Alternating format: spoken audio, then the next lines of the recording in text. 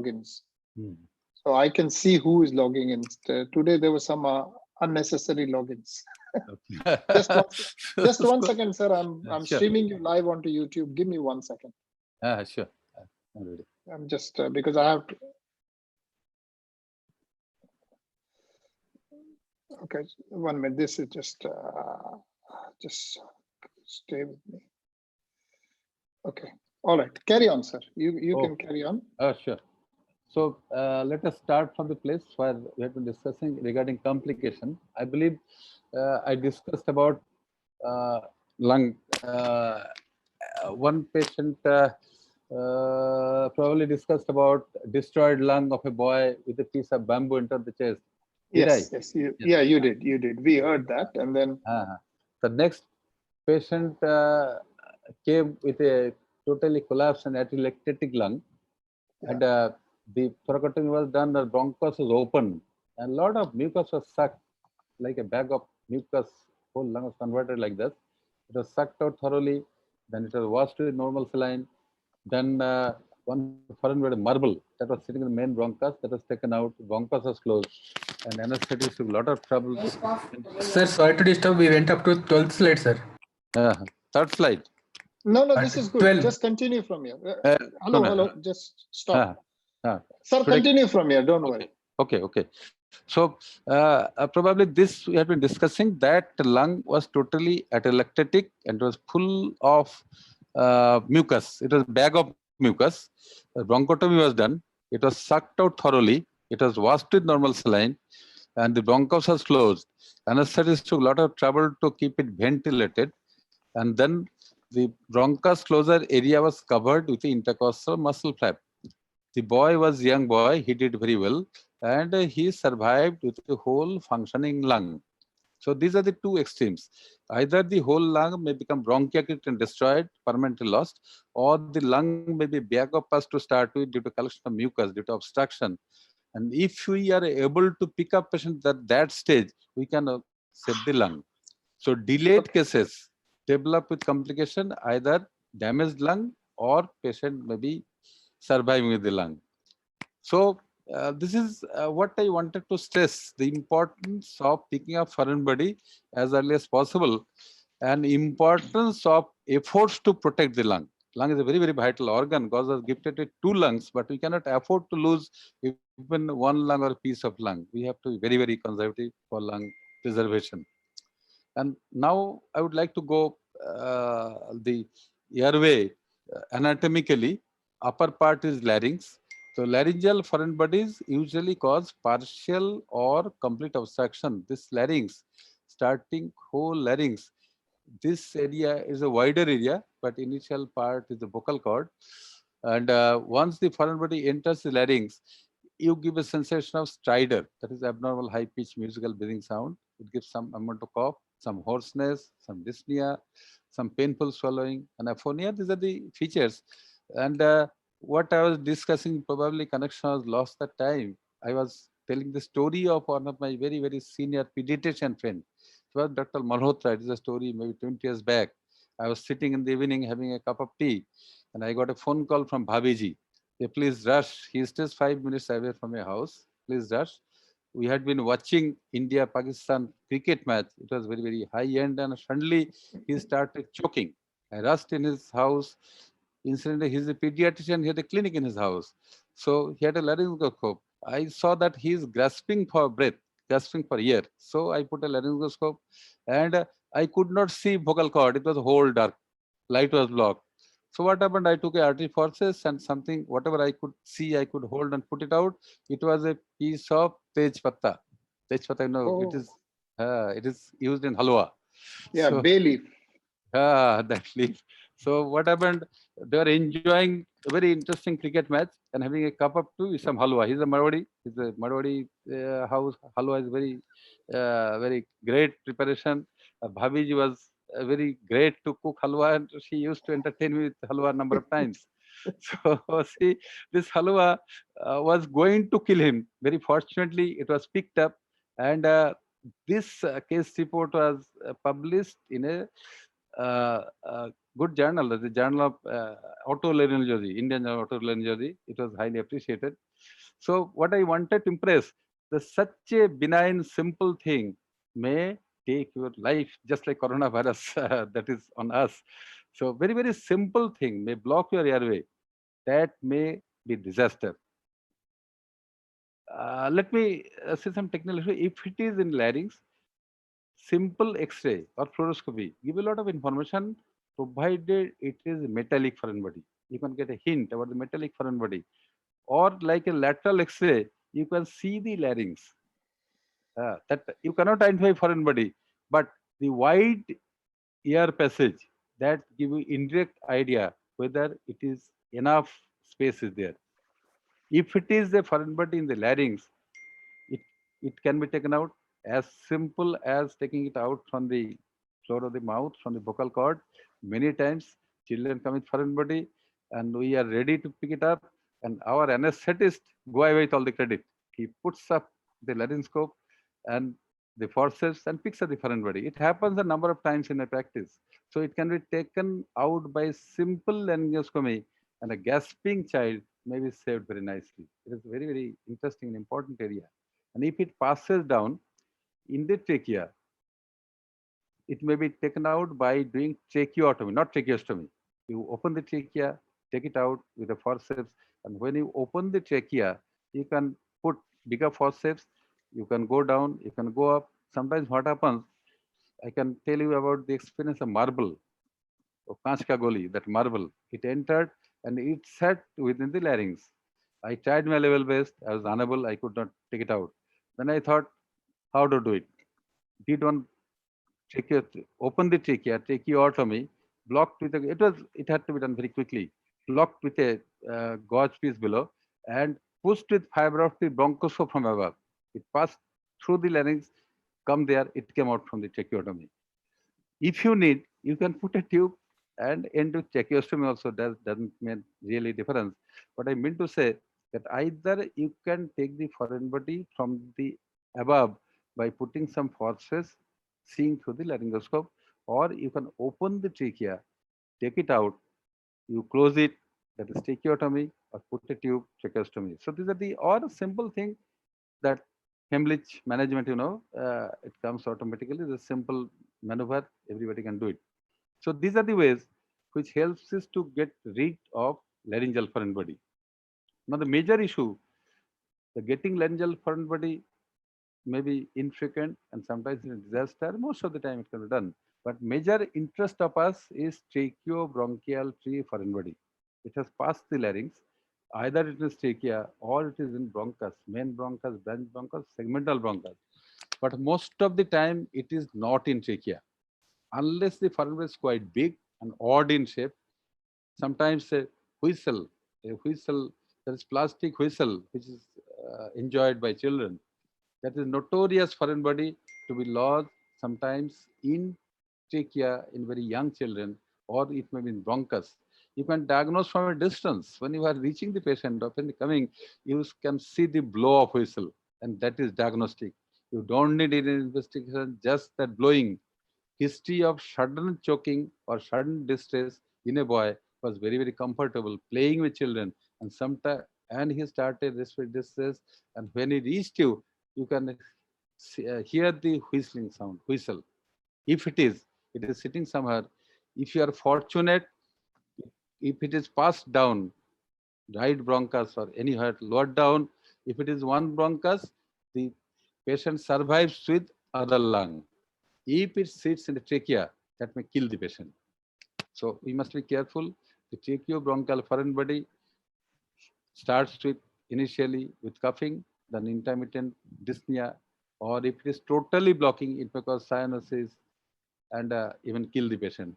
So this is the major subset of patients which are going to handle. Our interest to handle this sort of and this frequent.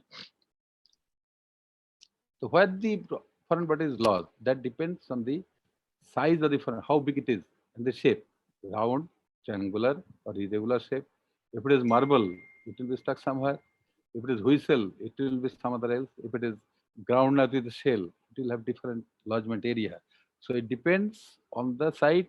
Most often, foreign body enters the right main bronchus, right side. As everybody appreciate, our young friends know that right bronchus is more vertical. It comes in more vertical angle from the trachea. So right is the most important. See this anatomy. So when the foreign body enters, it is easier to take this way. By vertical route, it takes in the right bronchus. So bronchial foreign body, most frequently they are in right bronchus. If it is big, it is stuck in the bronchus. Little smaller, it goes in this branch bronchi. If the baby or child is sitting or standing, it goes here. If it's lying down or side, it may go there. Sometimes what happens, foreign body is here. Baby now lies down or people make him lie down, it may go here. In CT scan or in some other imaging, you see that foreign body is here, but while you are retrieving, you may not find here. It's fine, it has gone there. The foreign body may keep migrating inside the bronchial tree. You had evidence of a foreign body, say in the right bronchus, when you are doing the maneuver, and you thought, I'm such an idiot, I'm unable to find out body, because right is absolutely fine. You put your bronchoscope here, you may find it here. So within the bronchial tree, the foreign body may keep migrating, and when it is like a plastic bead, the glass bead, small marbles, rounded inorganic foreign bodies, they are very notorious for migrating from this bronchus to that bronchus, this lung to that lung. But most of the foreign bodies are organic foreign body, groundnut, peanut, and the food material, vegetables. They usually keep in one lung only. They get stuck, they got edematous. They are less notorious for migrating to other bronchus. And the foreign body retained for longer period, something happens one by one. There's accumulation of secretion in the distal lung because it cannot be coughed out. There will be tracheitis or bronchitis, edema. The area gets edema and there is granulation in long run. And the patient coughs out, that is blood stain secretion. And what happens, the foreign body creates partial obstruction. It may allow the air to go in, may not allow to come out. So differential flow of air, inspiration and expiration may not be equal. That may lead to atelectasis or that may lead to hyperinflation. So both the things can happen. Once it comes lower down, a small bronchus like branch bronchus, segmental bronchus, it may lead to air occlusion. And the area where sitting, that area may be stenosed, infected, stenosed, and there may be post-stenotic dilation of distal part, or the distal lung may be atelectatic, infected, and bronchiectatic. As I told you earlier, whole lung may be affected, and more frequently right lung. On a couple of occasions, one story I discussed earlier, the right lung most frequently may get bronchiectatic and destroyed lung, and you can pick up the patient after long years. History may not be suggestive. Whatever history he had, nobody believed. Some bacha playing in the ground, fall down in the ground, one bamboo was entered. It was a small injury, people repaired it, and fine, forgotten, and finally ended up with a destroyed bronchiectatic lung. So these are the different horizon, wide horizon of complication caused by endobronchial foreign body. The inhalation of foreign body, as I told you, I have put this slide again and again to stress you. It is the problem, pediatric problem, the problem in children. Very frequently it happens in children.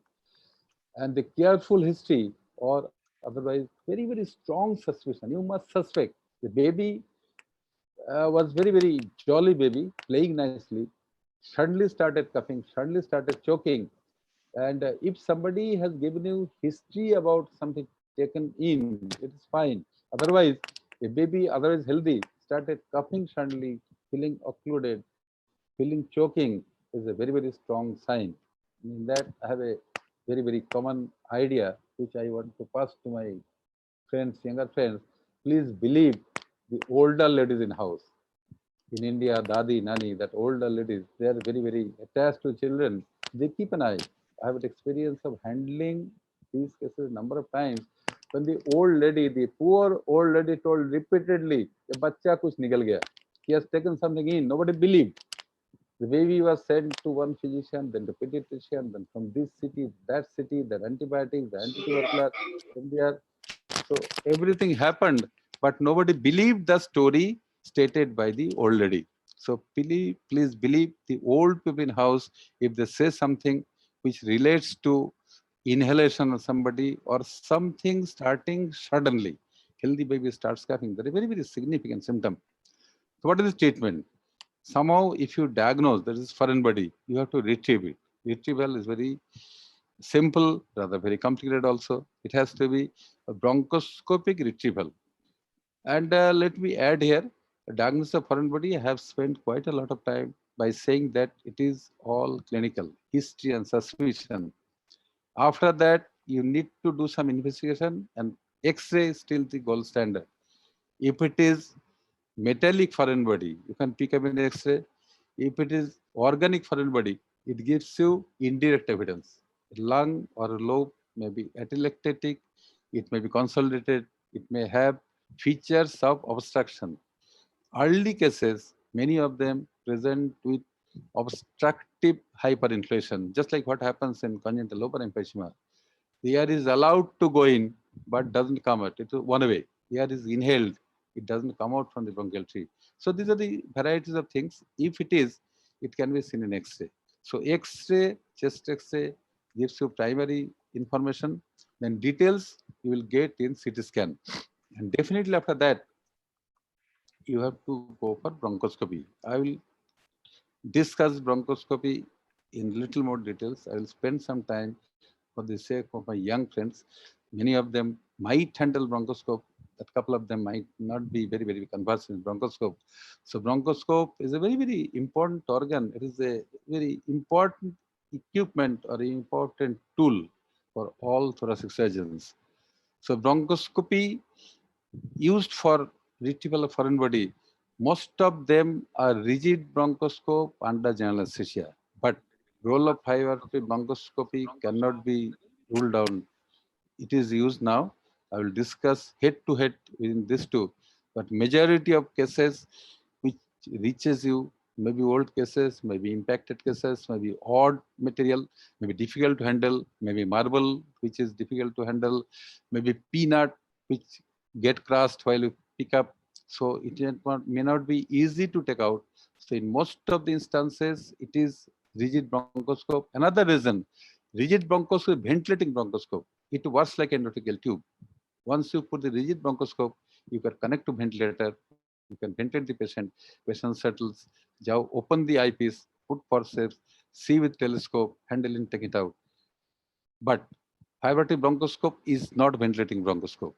It occludes partially. So you can manage with fiber-optic bronchoscope in some cases where you are not, you don't need to take more time. So probably I'm clear here that rigid bronchoscope or ventilative bronchoscope, they work like endotracheal tube. So that is the most important equipment for retrieval of foreign body. Dear friends, younger friends, I can see some faces. So please take it from me that retrieval of foreign body needs rigid bronchoscope, well, with well relaxed patient with GA, and we have to have suitable grasping forces. There are a variety of grasping forces. I'll show a couple of pictures here. You have to hold properly, and the bronchoscope with forces holding the foreign body should come out as a single unit. Bronchoscope with thinner structure, the foreign body will be bigger. When you have hold the foreign body with forces, it becomes bigger than the whole of the bronchoscope. So it needs to be taken out as a single unit in most of the cases. When you see the picture, really convinced probably. So bronchoscopy, I will take a couple of minutes. I will, with your kind permission. I thought a little bit should be discussed about bronchoscopy, just nutshell, but we are handling bronchoscope here, and handling of bronchoscopy need little bit introduction here.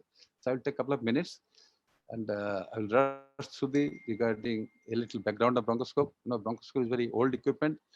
Killian, he's supposed to be father of Killian, is the father of bronchoscopy. He demonstrated in 1897, 123 years back. And Jackson popularized bronchoscope. It was just for 20 years, it was nothing. 1960 popularized. So bronchoscope is now more than 100 years old equipment, but being so old, it is not used up to that level unless fiber optic system came. Before it was difficult before that.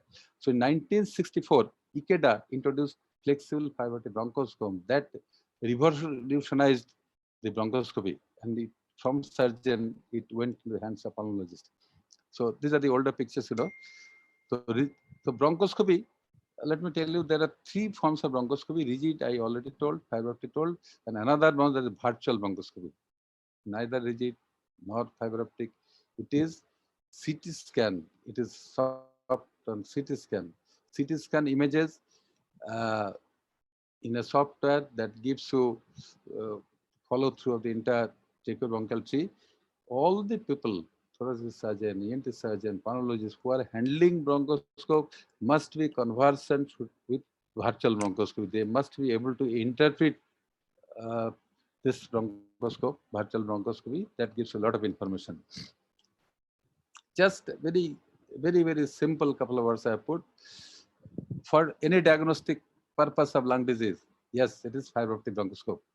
Earlier, we used to do rigid broncho everything when pulmonologists were not in picture, but today, all diagnostic purpose by fiber optic.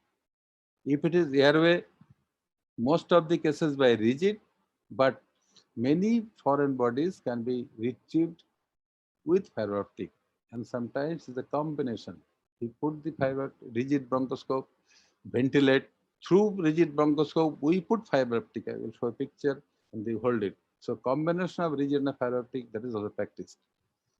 Airway management of tracheobronchial toileting. In a critical care patient, lung is flooded. It is fiber optic. Patient is bleeding profusely, huge hemoptysis, profuse hemoptysis. You cannot manage fiber optic. You cannot see anything.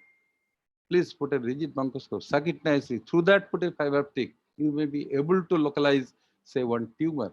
Sometimes it's notorious. It is carcinoid tumor, not carcinoma, carcinoid tumor. That doesn't give a lot of bleeding, maybe 200, 300 recurrent bleeding.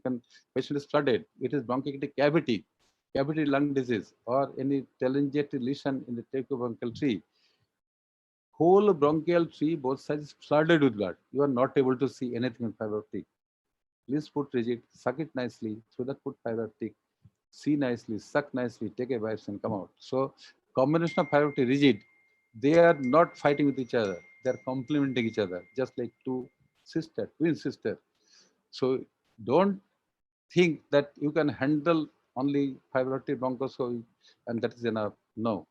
Somebody may be comfortable fiber optic, somebody may be comfortable rigid, but both these two equipments are very important. Any tracheobronchial intervention, either foreign body or putting stent or dilating some stricture segment, this is the real for tracheobronchial intervention. You need the combination of fiber optic and rigid. Tracheobronchial reconstruction, we check at all stages while doing bronchial reconstruction, how it has been done, how nice it is. At the end of the procedure, we check with fiber optic bronchoscope. And all of us, all thoracic surgeons, have got experience. Sometimes anesthesiologist friend may not be able to put tube inside the airway. It's grossly distorted lung, pulled in one side, it may be narrow, it may be blocked, it may be distorted airway. You are the person who can help. So fiber optic bronchoscope guided intubation. It's important. In routine double endotracheal tube, DLT, you have to use pediatric fiber optic bronchoscope. So with your permission, I spent a couple of minutes to discuss the basics of bronchoscopy. Thoracic surgeons must be conversant with this. May not be very comfortable in handling also the bronchoscopy, but must have very clear idea about this. And I would love that all my young friends will spend some time with bronchoscopist, maybe pulmonologist or maybe surgeon, with whomever. But without bronchoscope, it is very difficult to practice thoracic surgery. And in my practice, my dear friends, couple of friends I can see here, I carry a bronchoscope just like as if it is in my pocket. It's always with me.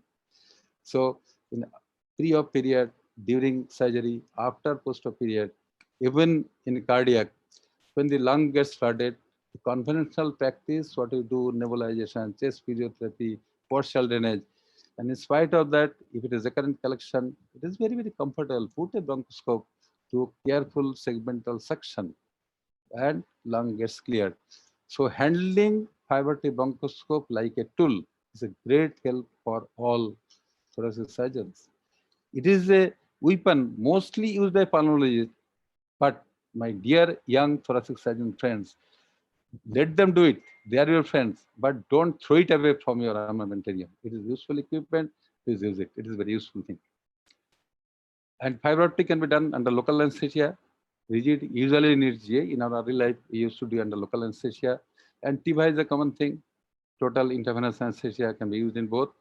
And complication of bronchoscopy almost nil. I cannot say zero because that is not scientific, but it is very, very uncommon. You can, if you do very carefully, you can avoid complications.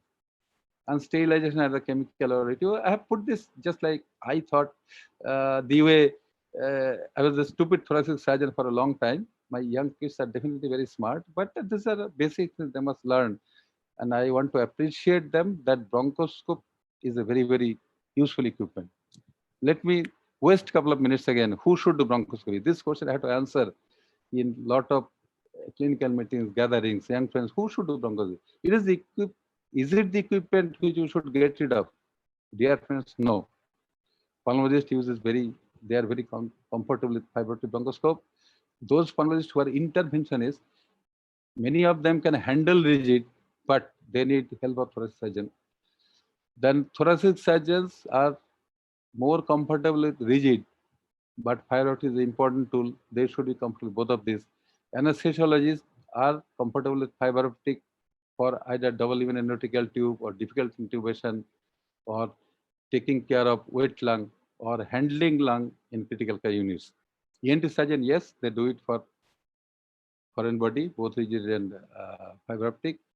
Intensivist, they use in critical care unit. This is fiber optic.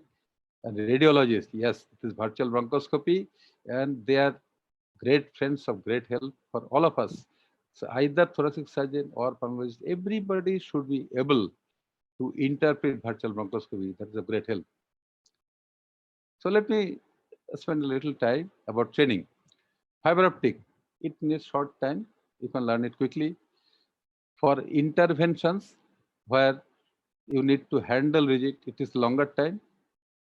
Rigid needs a little bit longer time, but it is on your passion, it is on your love, it is on your guru, it is on the training center. Time is immaterial.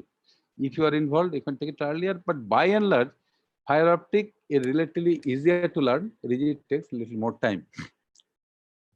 Before the advent of fiber optic, rigid bronchoscope, only bronchoscope, and that time in medical community there are two fools. One is thoracic surgeon and the ENT surgeon. All these two stupid class of surgeons, they use rigid bronchoscope. When very interesting, good equipment came, fiber optic bronchoscope, so these two stupid group of people thought that is useless, so they allowed it to go to pulmonologists. I have no hesitation that it should be used by pulmonologists, but both the bronchoscopes, be it fiber optic, be it rigid, are very useful equipments, and all my young thoracic surgeon friends must learn, must take the help of this. The essential of bronchoscopy, I'm just maybe wasting a little time. For doing bronchoscopy, I have a couple of advices for my young friends that knowledge of tracheobronchial anatomy is very important. Don't push right away. It is very simple thing. Detailed tracheobronchial anatomy needs to be learned and memorized. And physiology and pathology also we need to memorize because we take the bronchoalveolar lavage, BAL fluid. That gives a lot of information. Simple saline wash and lavage, these are two different things. You have to learn it. Unless you can take proper lavage, you won't be able to pick up cells. If you put a lot of saline, lung will be flooded, it can be consolidated. So physiology and pathology, you must take care, you must learn. And definitely you must develop skill of handling bronchoscopy. And more so, you have acquired the skill. You should be able to interpret. Is it inflamed? Is it blocked? It is bronchiectatic distally. Is it tubercular? It is malignant. Is it compressed from external pressure? It is due to abnormal vessel crossing of the bronchial tree. All these things with a little bit toil, you may be able to interpret the findings of bronchoscopy. Just in a couple of seconds, I'll show this is fiber optic bronchoscope. All of you seen these parts. I need not explain. And now These are video bronchoscopes. You need not see here. This you can see here, but in critical care, you need to take the help. In the operating theaters, use it. But today, all of video bronchoscopy, you just connect it, and it is connected to video, and you can see in the TV screen, just like all. So this part is showing the details of the proximal part, and this is the end. I have shown that this is working channel. This is 1.6 mm. Maximum is 2.2 mm. Any forces you have to pass through this, and you can hold it. What I was telling, that you have to take out everything together. The forceps which is coming out through this, holding the foreign forceps cannot be very big, and it cannot take the foreign body through this hole. So this integrate points I have put it here. When you are pushing this down, the anterior end bends it. It is absolutely the opposite side. It is 180 degree, almost not 180, 150 it bends. Posterior bending is just more than 90. It is up to 120 bends. With this front bending, back bending, side bending, it is a very, very important playing tool. If you play it nicely, it is a great friend of you. I will show you a couple of rigid bronchoscope. This is just like the primitive rigid bronchoscope. This is looking like the light source is connected here. This is all primitive. We use it in early life, and this is absolutely primitive. And this is where you practice. This is mannequin. You can practice. And these are old generation we used in early life. This is putting just a battery. In those days, maybe 25, 30 years, it was not A2, A3. This is not battery. Big torch batteries. You put two batteries. It gives you light, and you can see with this we have been comfortable to take biopsy, suction, and taking out bronchoscopy. And this was in use to take out bronchoscopy for donkey number of years, not years, but decades. And these are my personal equipments. These are my great friends. They helped me for decades. I use this equipment. A simple thing, just connected. See, these are improvised material. And now this is studs. Now all different sizes. These are ventilating bronchoscope. This is connected to ventilator. You can see here, you can retrieve foreign body. These are all collections to show you only, nothing more than that. This is foreign body forceps, steep. So this is open. Foreign body forceps ends are different types. Some forceps are having like needle-like structure. You can hold organic foreign body. Some are like spoon. Some are like cutting biopsy. So different types of ends are there that are used for various purposes. And then light source and cable, all doing minimal invasive surgery, they're all compatible with this. And I told you that using fiber optic and rigid together. See, this is rigid bronchoscope that we have seen, and this is the telescope. Ordinarily, we use 0 degree. You can use 30 degree also. Some foreign body, you are unable to make it. It is just like lot of secretion, lot of pus, lot of edema. You are unable to see. Put the telescope in, you will be able to localize. Then put the foreign body first and take it out. And many a times in difficult bronchoscope, retain foreign body for long time. We first put the rigid bronchoscope, see with the telescope, then we could put fiber bronchoscope, see the foreign body. You have to struggle a little bit, but majority of the foreign body, even if old, unless the lung is destroyed or the foreign body is grossly impacted, can be retrieved. And you have to have all equipments.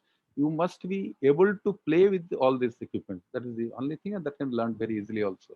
Jet ventilation and telescope, as I told you, these are integral parts, must be practiced.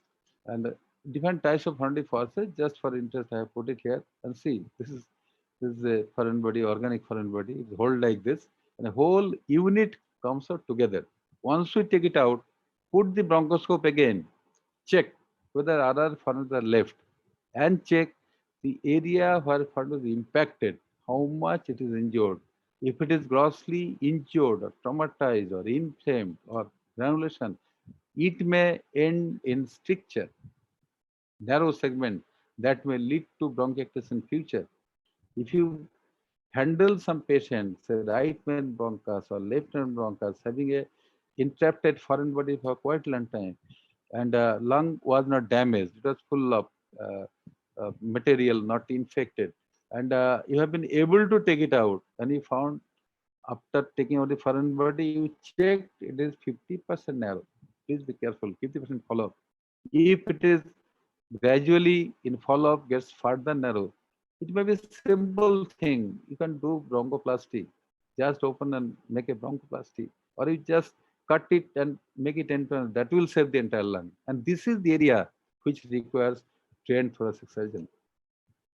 If you are trained, if you work, you should be able to preserve a lung. If you are able to preserve, say, I have got a own saying, being a common man like you, that in your lifetime, if you are able to save one lung for a person, you have done something for your life. So please try to preserve, conserve lung, maybe entire lung or lobe, and the disease which is non-malignant, while lung is not permanently damaged, we must make all possible effort to protect the lung.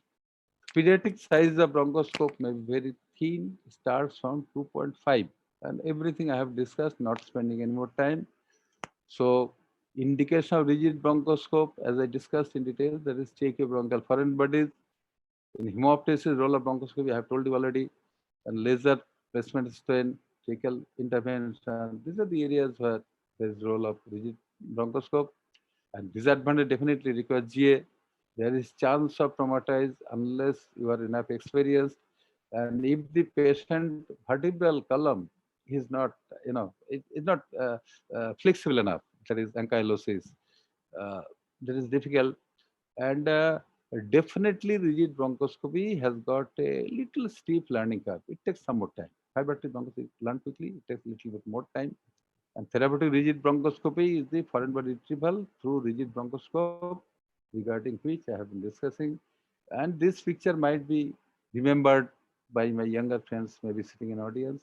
This was a baby. We are taking the foreign body. It was humble setup in my earlier middle college. So initially, we see the laryngeal apparatus while it is opening and closing. While it is opening, it has to push. While closing, if you put it, you will injure vocal cords. These are basic tricks you learn in a couple of cases. Once it is in, you are sucking it properly because whole tracheobronchial tree may be flooded with secretion. Then entering the telescope to see nicely inside. Once you are in, with this telescope is in my eyes, you can see nicely, localize it. Then rotate your body, see the left bronchus, rotate that side, see the right bronchus. So first issue is to suck properly, localize the foreign body properly, whether it's right or left, upper lobe branch or lower branch, localize and locate properly before holding. If you go on holding, dear friends, what happens? Edematous mucosa of the airway looks like foreign body, difficult to differentiate. It may so happen that you can pick up the edematous mucosa, take it at piecemeal, and while you end the procedure, your lung is cut and out from the main bronchial tree. Such cases have been referred to me by some other centers and it's managed.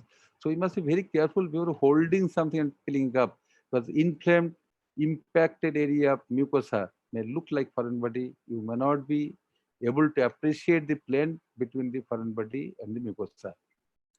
See, this is the picture. So this is the foreign body, the brittle nut. See, there are teeth at the end of the foreign forceps. It has been held absolutely tightly, firmly.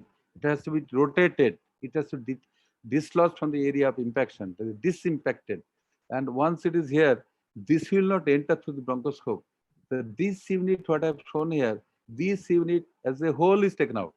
Once it's taken out, put the bronchoscope and see it again. So sorry, you can appreciate a piece of nut. It is all swollen edematous. It was in bronchial tree for some time and it has been taken out. Ordinarily, these nuts are swollen and they are not usually taken away totally. It breaks. While taking it breaks. So it was a big nut. You have taken half, rest half is lower lobe bronchi. It may happen it is broken into pieces. Couple of pieces may be lost in different branches of the bronchi. So after taking a foreign body, you have to put it again, see it nicely, wash it nicely, and you must make sure that nothing is left after you have done bronchoscopy. So this is a piece of foreign body, supari, betel nut. This is a piece of some that is groundnut, and this is open septum. I have experience of taking out safety pin while it is looking down. The opponent looking down distally. It is easy. You just hold it and pick it up. And in a couple of cases, you will find a safety pin looking up. If you hold it here, it will cup and go through the bronchial wall. So if it is this direction, this is mouth side, head end, it is difficult. You have to be very careful. You have to hold properly. You have to close it. By forces, you can close it only, then you can take it out. Otherwise, it pricks to the bronchial wall and it may come out from the bronchial wall and injure something. You may not be able to take it out. But if it is looking down, if it is up, then very simple, hold it and take it out.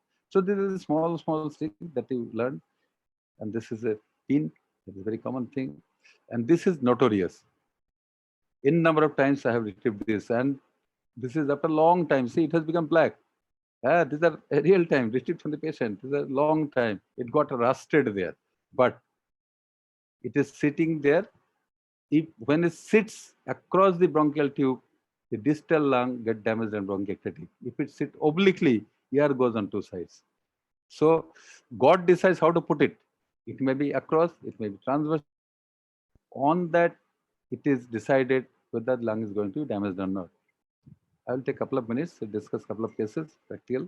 155 years old male had a history of betel nut. He was a lover of betel nut pan.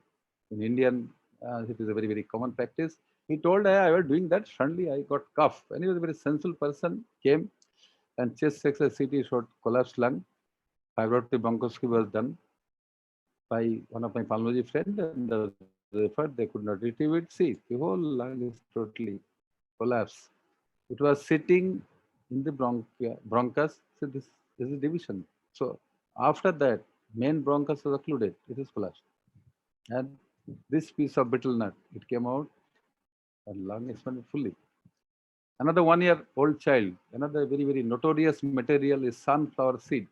We take sunflower oil, very tasteful, very healthy, but sunflower seeds are notorious, especially for children. A sunflower seed aspiration in rural area is very, very common problem. The same thing, cough and wheeze, and you can appreciate the difference. Hyperinflated. This is healthy lung.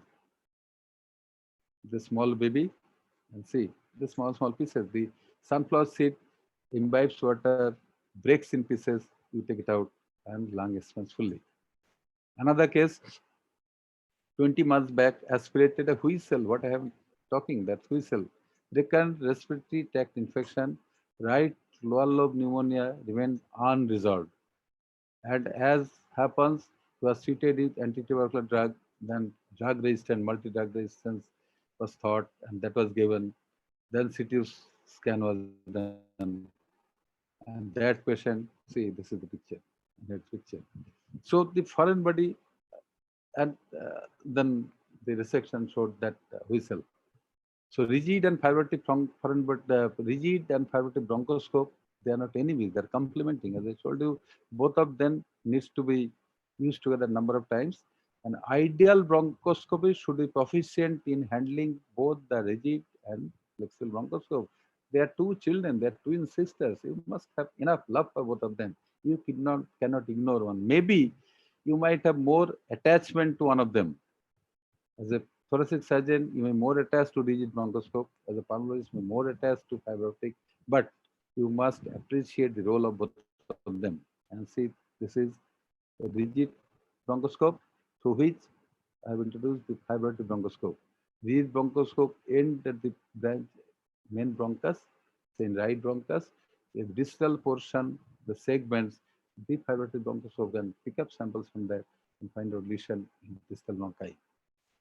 The retrieval of delayed foreign bodies, I have already told during starting as a story. If the lung is not damaged, bronchotomy, open the bronchus, take the foreign body, inflate the lung, and put some interosseous muscle fat. That is the end of the story. So bronchotomy is very useful to save the lung, and we've done a couple of cases of old region foreign bodies. In some cases, tracheostomy may be helpful if it is in the trachea or in the bronchus before, and you feel that you can take it out, do a proctostomy. Through that, you can send fiber optic bronchoscope, you can hold it. through tracheostomy, you cannot push rigid bronchoscope.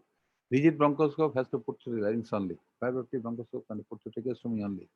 So sometimes tracheostomy may help you to reach the foreign body. So both these surgical options you have here. An unrecognized, impacted, delayed foreign body, very, very late cases, may present with total occlusion of the airway, leading to bronchiectasis or destroyed lung. Regarding which I have discussed enough, that may end in lobectomy or in pneumonectomy, depending on the lung damage. If it has infected or damaged one lobe, it is lobectomy, or entire lung, pneumonectomy. I have experience of resecting lung, doing pneumonectomy number of cases, doing lobectomy number of cases. But you must make all efforts, even if it is late, do bronchotomy, try to take out foreign body, suck out the mucus, wash with saline, try to inflate by the anesthesiologist, inflate the lung, and try. If it is lung is preservable, if it is healthy, you have to try to preserve. But very, very old retained cases, it ends in lung resection in the form of lobectomy or pneumonectomy. So with this background, we can conclude that careful history, that somebody looks, somebody keeps an eye, particularly elder ladies of house, grand mummies, they can find out that suddenly a baby was playing, was running, was absolutely right, suddenly starts coughing and somebody feeling distress. That is a very important history, and that should arouse strong suspicion. This strong suspicion is most valuable tool for the diagnosis of foreign body.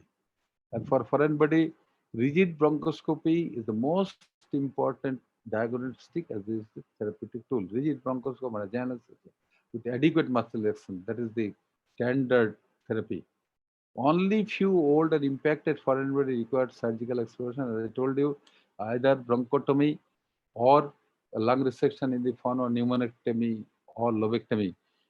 That is required for few cases only, but majority can be handled with bronchoscope, rigid bronchoscopy under anesthesia, taking the help of telescope, fiber to bronchoscope, and whatnot. Everything you can take, but most of the foreign bodies can be removed, retrieved with bronchoscopy. Couple of very late impacted cases with damaged lung needs lung resection in the form of lobectomy or pneumonectomy. But whatever mode you take, it is always gratifying.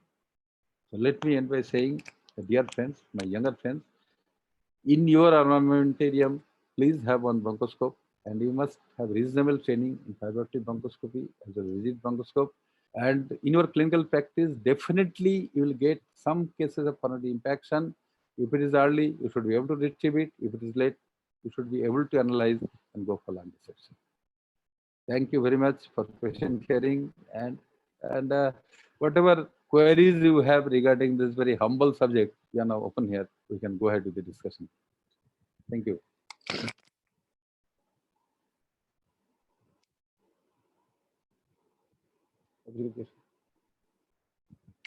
Hello. Hello.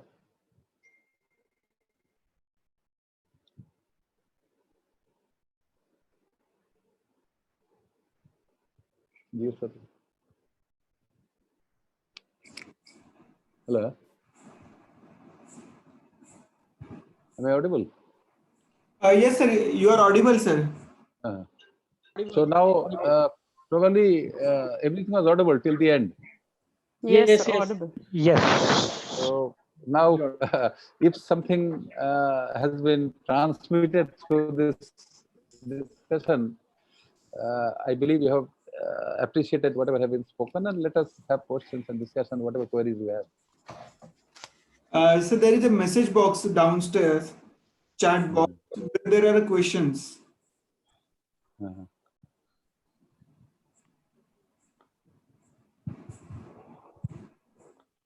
Nikhil. Sir. Sir, sir, there is a share on left side of share screen. There is a chat box. Chat box. Can you read out the question? Yes, sir. I can. Yes. Yes, sir. Yes, sir. Shilpa, read. Okay. Yeah. So one person has asked, in case of acute foreign body in tracheobronchial tree, using rigid bronchoscope, would you use jet insufflation? Yes, it is required. Many times it is, yes, it is required. It is essential component. While doing rigid bronchoscopy for foreign body retrieval, particularly young kids, very young infants, acute respiratory distress, it is very useful. Jet ventilation is very useful thing for particularly for infants, young infants. Okay. Then one more person has asked about the positioning of the patient for doing bronchoscopy. I presume it's a flexible bronchoscopy, I think, is what he's asking. Rigid bronchoscopy. Mostly Rigid. rigid bronchoscopy. Rigid bronchoscopy. Let me discuss both the things. Both, yes. For rigid, flexible bronchoscopy, you can put it anyway because bronchoscopy itself is flexible. So ordinarily patients are supine and it is flexible bronchoscopy. Ordinarily you put through nose only, but you can give orally. If you put orally, there should be mouth guard, otherwise your bronchoscope will be chewed by the patient. A rigid bronchoscope, patient is flat, neck is little bit extended so that it comes in straight line. And the bronchoscope has got two ends. The beveled end should be looking forward. If it is goes back, it may not be visible. Just hold on. Jamil. Hello. Restart.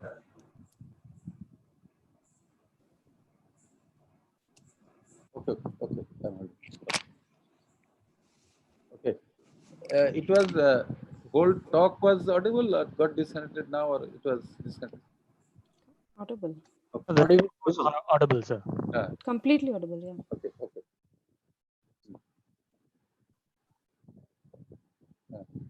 Okay. Okay, sure. Okay.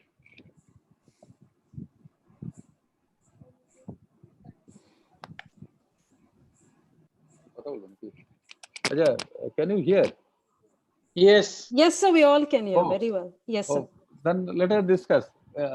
We may not see each other's face. That may not be required, but then we can discuss. Yeah, okay, sir. So there are a couple of interesting questions. One doctor has asked, what is your idea or take on neuromuscular paralysis during rigid bronchoscopy? Neuromuscular paralysis, you want to do rigid bronchoscopy for what? Yes, during rigid bronchoscopy. No. Question is just clear to me.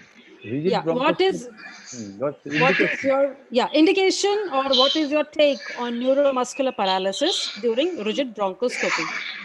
Rigid bronchoscopy is mostly done under general anesthesia. Yes. So if it is neuromuscular disorder, then it is done without muscle relaxation. Okay, yeah. Oxygen, avoid muscle, just to be doing myasthenia. Myasthenic patient thymectomy, maybe whatever way it is open or minimally invasive, we try to avoid muscle relaxation. So neuromuscular challenges, we need to avoid muscle relaxation. Okay. So actually, it's not about that. It's about, do you prefer paralyzing the tracheobronchial tree while doing a rigid bronchoscopy is what they're asking, I presume. Yes. In foreign body retrieval, it is full paralysis, full muscle extension. Okay. Rigid And bronchoscopy under general anesthesia with adequate muscle relaxation. That is the standard mode of therapy. One more interesting question this person has asked is, in toddlers, if you miss the suspected foreign body aspiration because there was no witness, so you have not got proper history.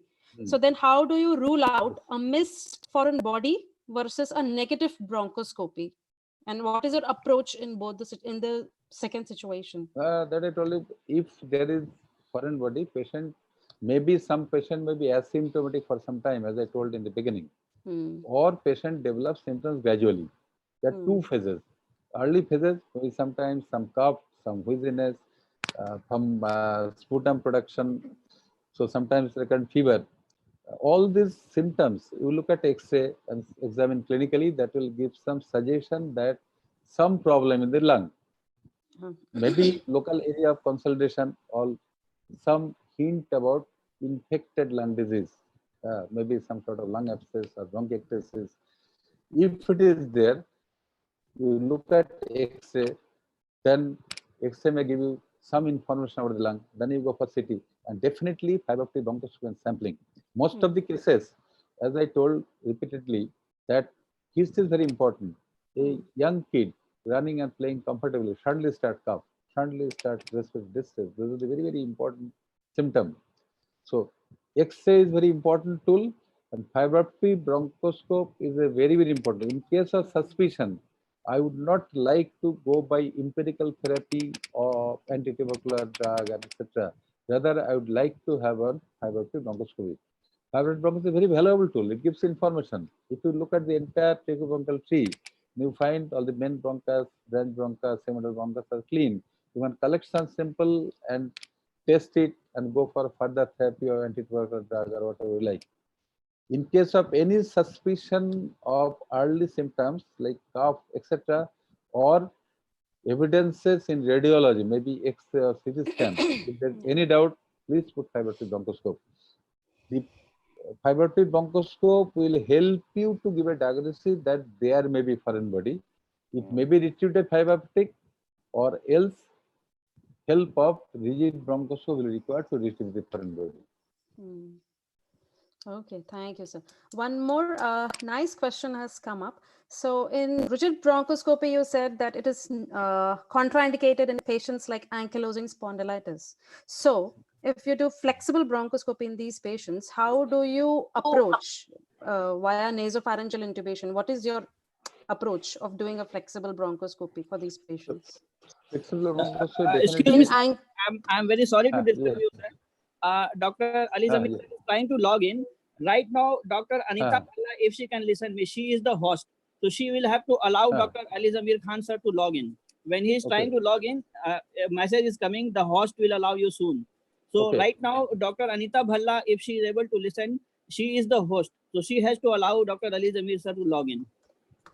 Please check Dr. Anita Bhalla. I've messaged her. Yeah.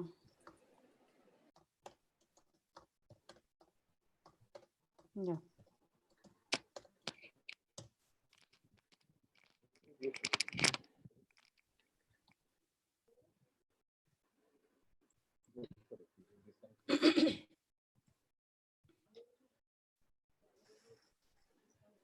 Hello.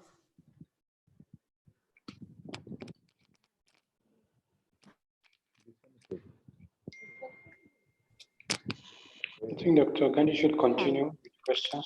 Hello. Hello. Yeah. Yes, sir. So you continue, please, answering. Oh, connected. Yes. Sarah's joining. We'll keep on trying by the time. Yeah. So we may continue the question answer session. Okay. Meanwhile. Yes, you can continue. Yeah. We are audible, isn't it? You can hear me. Yes, everybody is able to listen to you. Sir. Oh, that's good. Yeah. So yes, so how can you? I mean, how do you approach for the nasopharyngeal intubation in ankylosing spondylitis for FOB, for flexible bronchoscopy? Our basic problem is ankylosing spondylitis, where the body neck is rigid. Yes. So regarding fiber optic, there is no problem, because the end is flexible. You can move forward, backward. So fiber optic bronchoscopy, you can put it very, very comfortably. This is standing, lying down, bent, forward. Fiber optic bronchoscopy never faces a problem. You can do it comfortably. Rigid, yes, it is problem. If it is absolutely bent forward, rigid is very difficult to introduce. You have to judge whether you will be able to introduce, but you must make sure that while trying to push, you should not injure the trachea or larynx. So rigid bronchoscopy is difficult, but fiber optic, yes, you can go. Fiber optic is not a problem. You have to manipulate the bronchoscope. The control is in your hand. And bend and you can do it. I can appreciate a problem. Say patient is bent. It is head cannot be straight. It is just bent. So you lean forward over the patient and put the fiber optic bronchoscope in the nostril and bend it forward. You can bend it almost up to 180 degrees. Yes. Okay, just like if it's like this, you push it like this, gradually bend it. Fiber optic, you can push it nicely. Rigid, it is very difficult. Don't try. In fact, so we can do it even in kyphoscoliosis patients also. Flexible is Fiber optic, easily. you can flexible, yes. Flexible, very easily. Everything, we can do anything. Yeah. So one of the patients one of the doctors have asked, rigid bronchoscopy, how frequently you have done bronchial embolization for closure of bronchopleural fistula? I don't know what that is. Via rigid. Very complicated. Bronchopleural fistula closure via rigid bronchoscopy. I understood. It's very complicated approach as well. Anyways, let's answer. Two issues. First is the approach. Next is the process. Yes. The closure or bronchal, first, whether you are going to do it, whether you can do it, that is one issue. Exactly. Then the approach. Yeah. The first is closure of bronchial fistula by putting something in the hole. It is not very old concept and not too many cases are successful. There are very, very limited indications. Yeah. Personally, I have not done it.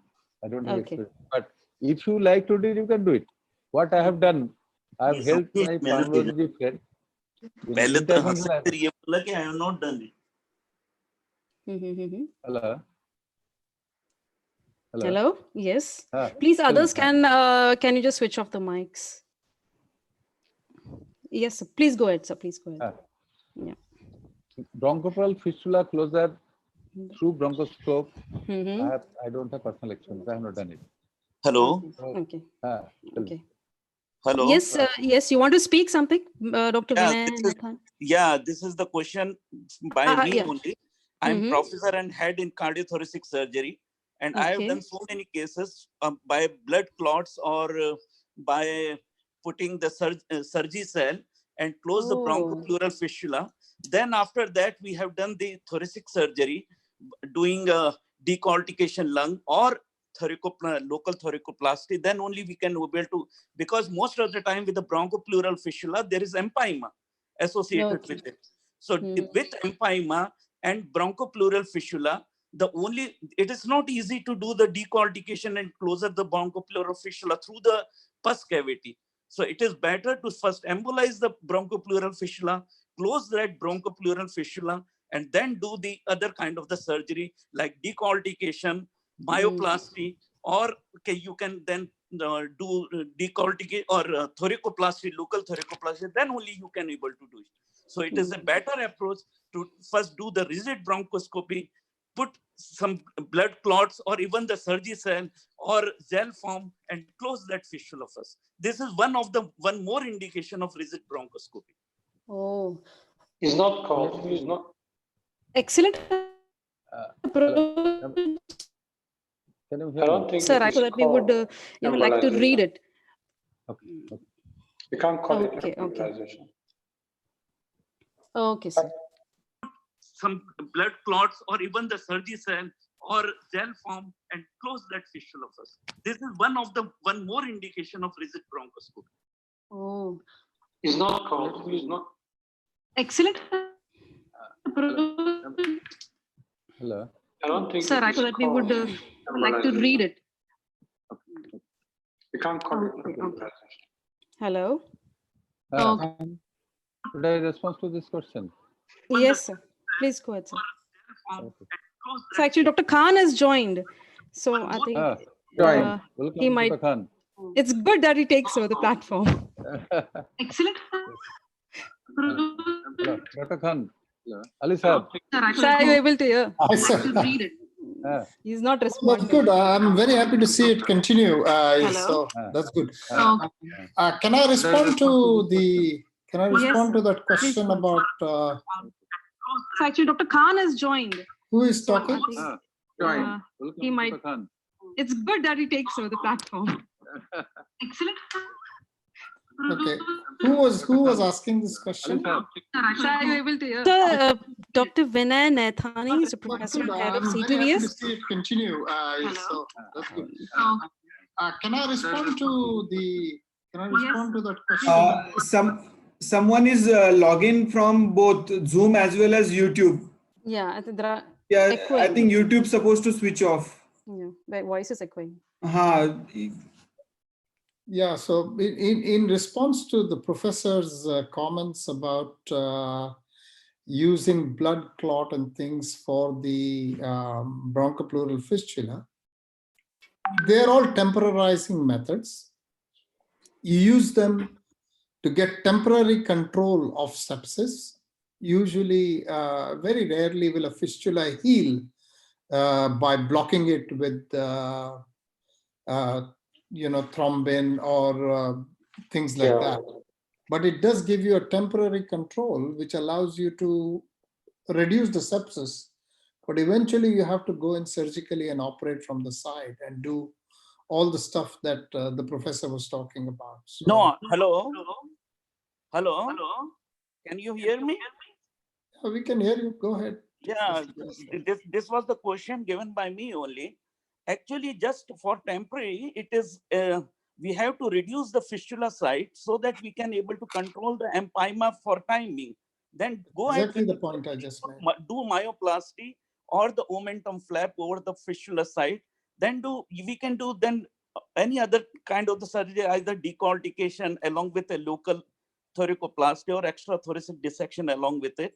So what just I'm adding the thing that the one of the indication of the rigid bronchoscope also is to we can if it is the fistula is small, or we can close it.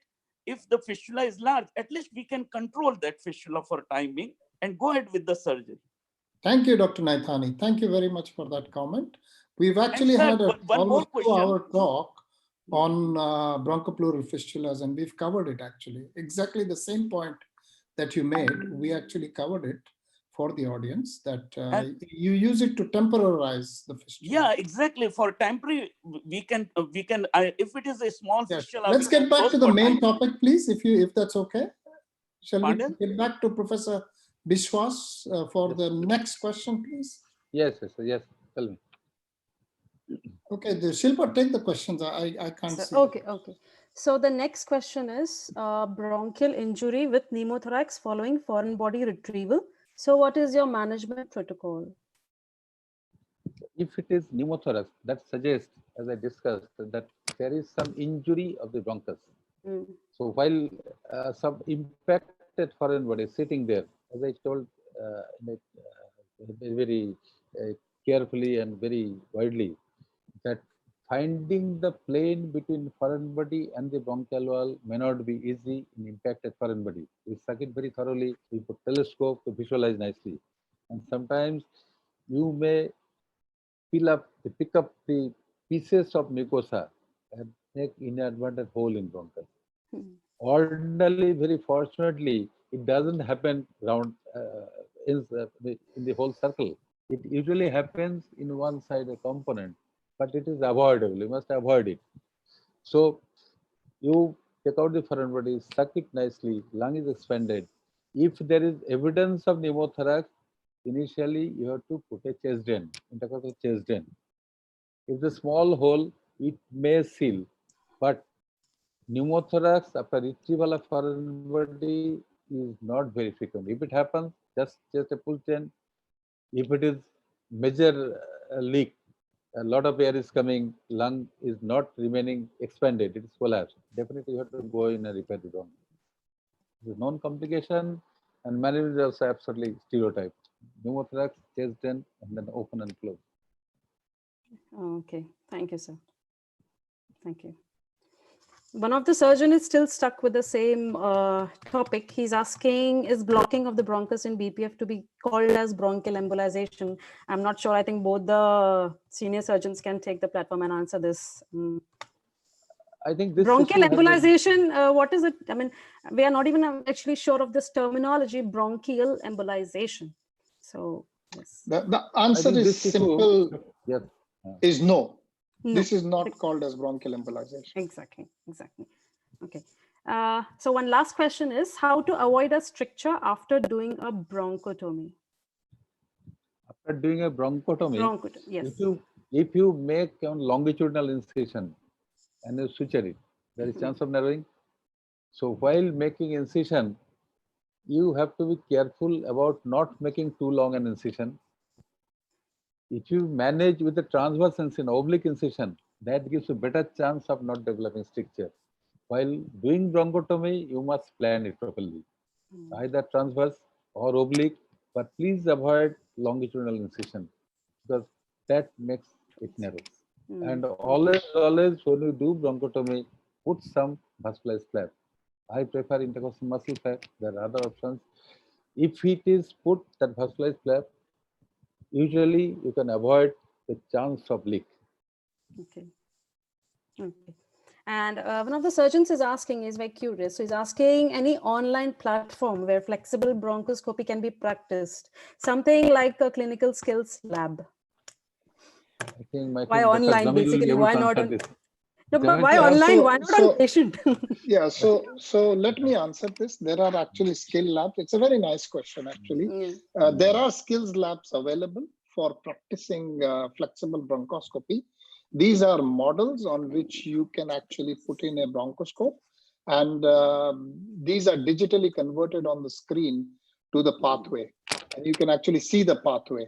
But the problem is we cannot do this as an online model because you would not have, you need the block on your side for you to be able to connect. It can be done online, but you have to be at a place where this this apparatus is kept, and your teacher can be somewhere else. But personally, we do these courses. These are called as skills laboratories courses, and you need to register for these courses. If somebody is interested, write to me. I will happily put you on to where we do these courses. But you cannot do them online because you need to have that in your house for you to be able to do that online, because you need something held in your hand. But there are some online courses for orientation, particularly for things like VATS and things. We do an orientation course where you can do various exercises like moving a structure from A to B, and those are done online. They are available online. But a bronchoscopy course is not available online. Can I make a little comment, Dr. Ali? Sir, please. Please, sir. So you have pointed out rightly, this simulation courses, skill lab and simulation, that is an integral part of medical training. So starting from normal labor to bronchoscopy, to endoscopy, to cath procedures, to lab poly, everything now the integral component is simulation and skill lab. Bronchoscopy can be learned nicely there. But I fully agree with you that online simulation probably is not yet available. Yeah, but if somebody in India wants to do a bronchoscopy course, you can write to us and we'll try and arrange it for you. Well, we have the infrastructure, we have the contacts to arrange the course. We just need enough people. But obviously, currently with the virus issues, traveling has become a problem. But write to us, we can arrange something later in the year. We have got the ISTS annual conference coming up. And I think on that platform, we are planning to offer a bronchoscopy course. Okay, yeah. So there are a lot of opportunities. Yes. So one person has asked, and while doing a bronchotomy, so how much maximum permissible bronchial cartilages you advise to incise or cut? Incise, maybe 2, 3, 4. This is what we mean. Yeah, I mean, yes. How many rings? Rings, let me tell you, there is no limit. There is no science behind that. But you must cut as minimum as possible, enough space to enter the bronchus. Why should you cut more?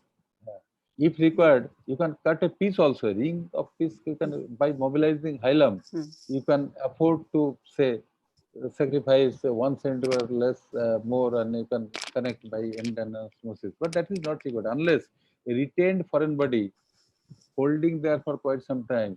The area has under necrosis and narrow. You cut it, you have to remove that ring and make end-to-end by interrupted absorbical sutures. That you can do. Okay. But how much you have to, that depends on the pathology and your ability to mobilize. Hilum you can mobilize, you can get it. The bronchus should be closed. If it is transected, then it should be sutured without tension. If you make a long incision, a couple of bronchial ring, then it will give you a long and narrow segment. You have to avoid this. Only you have to address the pathology, the area you have to explore, you have to do that. Okay. Can I make a comment here, Shilpa? I just want to add a comment to Professor Biswas, actually, in terms of tracheobronchial foreign bodies. Sir, this is, I want the juniors to understand, this is actually an opportunity. Every time you have a tracheobronchial foreign body, you cannot just go in and, just put in a rigid and think you will take it out. You actually have to sit on the CT scan, and you got to plan the surgery really well, because different foreign bodies and different locations need different techniques to get it out. Like you said, in an open pin facing upwards, you really need to have a completely different strategy to take out this foreign body. So one of the things, one of the advantage when you deal with a foreign body is it's an opportunity for you to create new instruments. Yeah.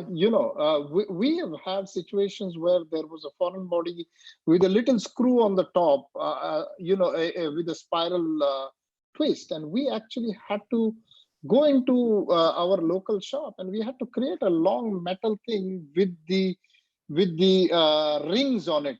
This reverse of the screw. So when you went in with the rigid bronchoscope, you could actually screw the metal thing on the top of that foreign body and safely pull it out. So these are good opportunities. There have been situations where we have used Desjardins forceps. When you've done a bronchotomy, as sir said, Desjardins forceps is used to remove gallstones from the CBD. And using a Desjardins forceps, and this is by VATS surgery. So we are in there by VATS, we made a bronchotomy, and then you get this long Desjardins forceps and put it through that small bronchotomy. And you'll be surprised, you can reach a far away proximal and a very far away distal to get these foreign bodies out. So you really need to study the foreign body, and you need to understand what exactly is the foreign body. That is the key. And then you make a plan of how you're going to get it out. Don't just jump in with a rigid bronchoscope and say, let's get it out. You have to really plan it very well. Okay, and that's the point I want people to understand. I have personally made about 3 instruments when we were faced with foreign bodies. So it is a good opportunity for you to innovate. Dr. Ali, let me tell you one point. I fully agree what you have said. For juniors, let me impress that while handling foreign body, they must spend quite some time in the imaging lab. Absolutely. They must sit to review the CT scan and the virtual bronchoscopy. They must have impression about where it is lodged, and that will give you idea about the area of impaction and the lung distal to it and the type of foreign body. And you have to innovate equipments. All foreign bodies need to be held in different way. Yeah. The equipment has to, that you told about Desjardins, it is great thing. Similarly, lot of things you have to innovate. Holding forceps are in number depending on the type of foreign body. Yeah, rightly said, sir. Okay. So, yes, Ramaswamy. Yeah, Ramaswamy, there's Ramaswamy then, who's asked, long-standing foreign body, they are associated with foreign body granuloma. So do these granulomas resolve after the foreign body is removed? That I told you that it depends on the local site of impaction. The granuloma may involve the whole circle, maybe just like ring, the finger rings. If it is like that, it may be around. It may be in one segment. Depending on the granuloma, there is chance of narrowing, there is chance of stenosis, and amount of granuloma may lead to total blockage of bronchus, leading to distal bronchiectasis or distal atelectasis. So it depends on the site and the duration. So while you are able to remove the foreign body, you must clean it very thoroughly. Most often, it involves only one segment of the circumference. You clean it very thoroughly, and then you assess it. In most of the cases, it doesn't require surgery subsequently. If the distal lung is okay and it is involving one segment of circumference, yes, you can cover. Rightly said, sir. Yeah, so with this, actually, the set of questions have got over. So if you have any comments, please, both the surgeons. Dr. Biswas, Ali, give us the ending words, sir. Give us words of wisdom. Words of wisdom. I can tell you the words of an old man. The way I have seen bronchoscopy, say, last 3 decades. Initially, it was very, very crude weapons, and we used to get destroyed lung and then lung abscess, forgotten foreign body. And after resecting the lung, you cut it and get a piece of bamboo, piece of wooden piece. That I have got in early life. But after the advent of fiber optic bronchoscope, these sort of long-standing complications come down. People are more comfortable, and the both type of bronchoscope, fiber optic and rigid, they have got the specific roles. Foreign body needs the help of all types of bronchoscope. It is fiber optic, it is rigid, and it is virtual. Virtual need to be studied very thoroughly to understand the place of infection, as well as about the distal lung, as well as the type of foreign body. Fiber optic bronchoscopy helps you to identify the foreign body, make the diagnosis. Yes, it is foreign body. Yes, it is impacted in right or left or upper lobe or lower lobe. It is bronchial stenosis. All this information you can get from fiber optic bronchoscope. And quite a good number of foreign bodies, preferably early foreign bodies, without much lung complication, without much infection. Yes, it can be retrieved by fiber optic bronchoscope. But impacted foreign body, difficult foreign body, rigid bronchoscope is the answer. It has to be done by general anesthesia with full muscle action. And many a times we need the help of rigid bronchoscope, which fiber optic bronchoscope, sometimes telescope, and all sorts of holding equipments. And it should not be taken very casually. It should be taken very seriously.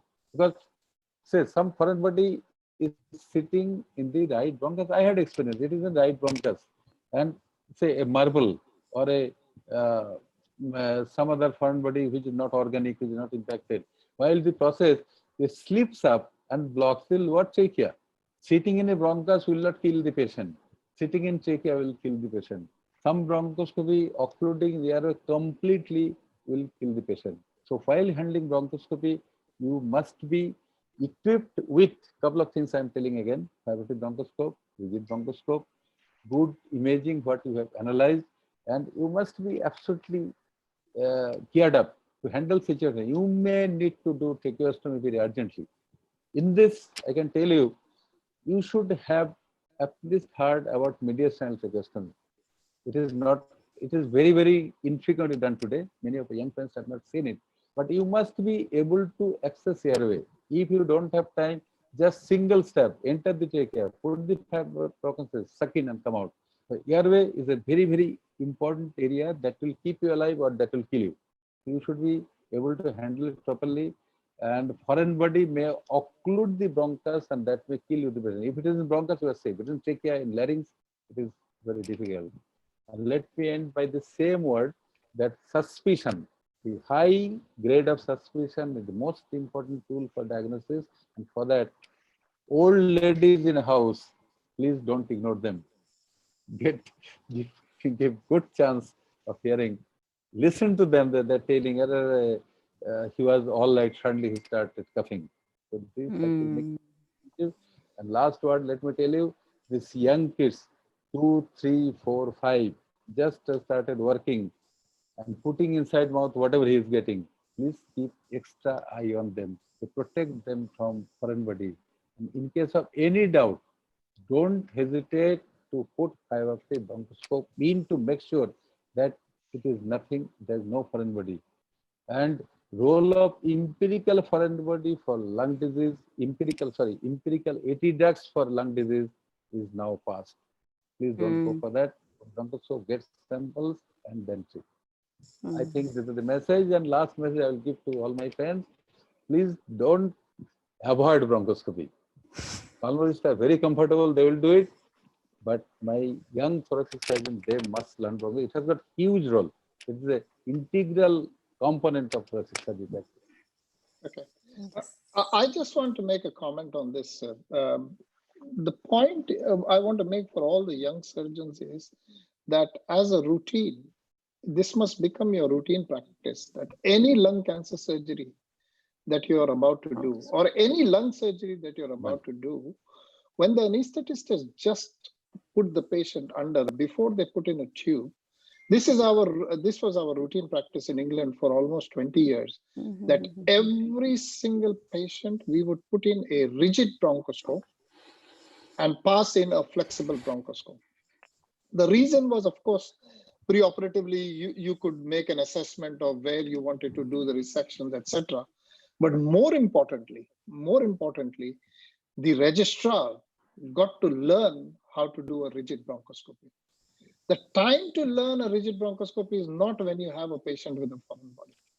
The time to learn a rigid bronchoscopy is in a normal patient who's about to have a major airway, who's about to have a thoracic surgery.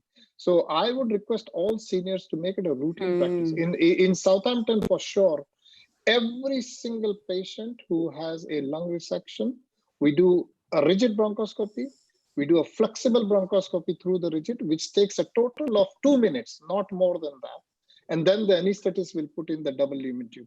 Occasionally, in fact, through the rigid bronchoscope, we leave in a guide wire, a bougie, for the anesthetist to pass their tube into the side that you want to do it. So it helps the anesthetist as well. And more importantly, it teaches my registrar to do rigid bronchoscopy in elective patients. And the last thing you must never forget is the concept of iatrogenic foreign bodies. Whenever you're doing a rigid bronchoscopy, please check the teeth of the patient, make sure there is no loose tooth. And when you come out, you have to make sure that everything that was there before is still there. Because you could very easily chip a tooth or knock a tooth out and it can go into the distal airway and you might not even realize it. So there is this video on CTS net, Khaled Amer's video on how to do a rigid bronchoscopy. And it is absolutely mandatory that when you do a rigid bronchoscopy, the bronchoscope has to rest on your thumb. It should never rest on the patient's teeth. It should rest on your thumb. If your thumb is not hurting when you're putting in a rigid bronchoscope, there's something wrong. You're doing something wrong. That means the patient is bearing the force of the bronchoscope. So it's very, very important. There are a number of times, and in fact, medical-legal issues where the surgeon has knocked the teeth and it's gone in and not realized that you've actually knocked the teeth in. And then the patient, after he wakes up from surgery, because you're doing this as electively, then he comes up afterwards and says, I've got a missing tooth. And that is a complete disaster. Medico-legally, you have no defense if you have lost a tooth and not realized it at the time of the incident. Because then, if you realize it, you can go and retrieve it. And then you can explain to the patient afterwards. But if you leave it there and the patient comes back a few days later and tells you that I lost a tooth in my airway and you have to do a second procedure, that's medico-legal indefensible. I am expert witness in at least 2 cases where I have had to justify, a situation like this. So be very, very careful about iatrogenic foreign bodies. You could be the cause of the foreign body. Okay. So that's all I have to say. Let me substantiate your comment. Just a couple of seconds. As you told, the missing teeth. I have experience of operating a patient. One patient I still remember, I did lobectomy for him and he had anti-tubercular drug. For TB, he had MDR drugs also. Then I did lobectomy for bronchiectasis. And reason was occlusion of the bronchus with a missing tooth. So this is reality. Yeah, it is true. It is true. It is really true. Okay, so two notices I want to put up. The first one is we've got a lecture tomorrow by Dr. Harish Mitra. And he's going to talk on use of rib fixators, the new plates, all the new designs and 3D printing for chest wall. Because Harish is located in Singapore, to do it at 9:30 in the evening India time is impossible because for him it's midnight. So I told him it's not fair for him to start so late. So he is going to do it at 4:30 India time. Okay, so that it's convenient for him.